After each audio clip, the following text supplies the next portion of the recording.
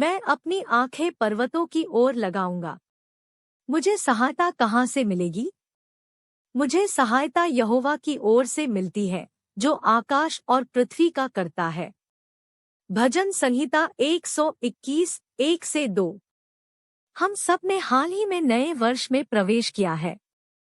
हम सब की नए साल को लेकर अपनी अपनी इच्छाएं होंगी कि नया साल हमारे लिए क्या लेकर आएगा। हम में से कुछ सोचते होंगे कि कम से कम यह साल मेरे पेशे के लिए कुछ नया लेकर आएगा। कुछ यह विचार करते होंगे कि अब तक जिन आशीषों का वे इंतजार कर रहे थे, वे आशीषें उन्हें इस वर्ष तो अवश्य मिलेंगी। पर ऊपर दिए शीर्षक के पद के अनुसार एक ही पर्वत है जहां से हमें सहायता मिलती रहती है, और वह पर्वत है प्रभु यीशु। इसलिए आइए हम उस पर विश्वास करें और उससे लिपटे रहें। उस सामर्थ के अनुसार जो हम में कार्य करती है, हम हमारे मांगने से और सोच से बढ़कर उसके द्वारा बहुतायत की आशीषें पाएंगे। एक विशेष कार्यालय था जहां एक अधिकारी था। वह अपने कर्तव्यों को बहुत निष्ठा और अखंडता से पूरा किया करता था।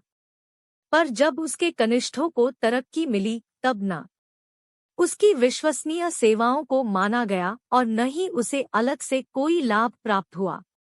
इससे उसका दिल टूट गया। एक दिन उसने एक प्रामाणिक निर्णय लिया। जैसे ही वह अपने ऑफिस से घर आया, खाना छोड़कर अपने कमरे में गया और अपने दुख और निराशा को परमेश्वर के सामने प्रार्थना में रख दिया। उसका हृदय एक अलौकिक शांति से भर गया और उसे मीठी नींद आ गई। इस अनुभव से प्रेरित होकर उसने रोजाना प्रार्थना करनी शुरू कर दी।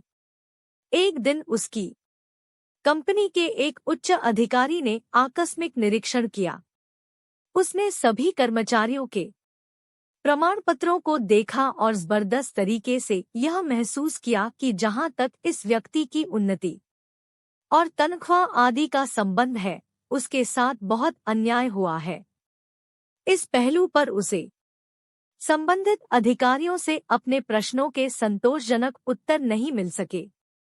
उसने उन अधिकारियों को फटकार लगाई और एक ऊंचा पद उत्पन्न करके उस व्यक्ति को तरक्की दे दी। आमदनी भी इस अधिकारी की अपेक्षाओं से कहीं अधिक बढ़कर थी। उस उच्च अधिकारी के इस कार्य से पूरा ऑफिस आश्चर्यचकित था। जी हाँ, हम यह साहस के साथ बोल सकते हैं कि स्वयं परमेश्वर उस उच्च अधिकारी के रूप में इस व्यक्ति को न्याय देने आया था। हमारा परमेश्वर आज भी जीवित है।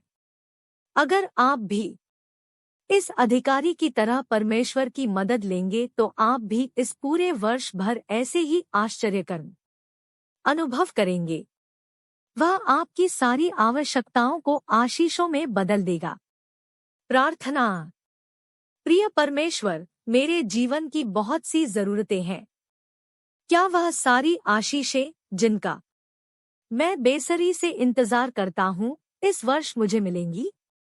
प्रभु, जैसे तूने इस भाई की मदद की है, मेरे विषय में भी एक आश्चर्यकर्म कर और आज से ही मुझे उमड़ती हुई आशीषें दे।